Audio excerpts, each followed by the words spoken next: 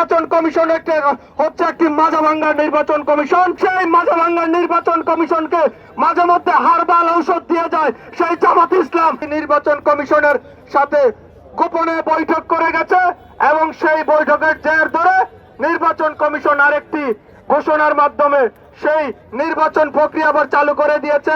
এবং আমরা যেটা জানলাম সেটা হচ্ছে নির্বাচন কমিশনের ঘোষণার মাধ্যমে শাহজালাল বিজ্ঞান ও প্রযুক্তি বিশ্ববিদ্যালয়ের যে ছাত্র সংগঠন নির্বাচন হওয়ার কথা ছিল সেই নির্বাচনটি বন্ধ হয়ে গিয়েছিল।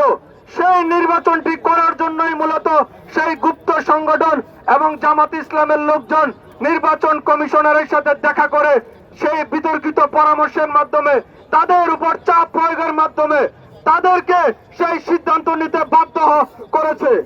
আমরা স্পষ্টভাবে বলতে চাই, বর্তমান যে নির্বাচন কমিশন আছে সেই নির্বাচন কমিশন হচ্ছে একটি মাঝাভাঙ্গার নির্বাচন কমিশন এবং সেই মাঝাভাঙ্গার নির্বাচন কমিশনকে মাঝে মধ্যে হারবাল ঔষধ দিয়ে যায় সেই জামাত ইসলাম এবং ছাত্র শিবিরের নেতা কর্মীরা এবং সেটার জন্যই নির্বাচন কমিশন চলার চেষ্টা করে।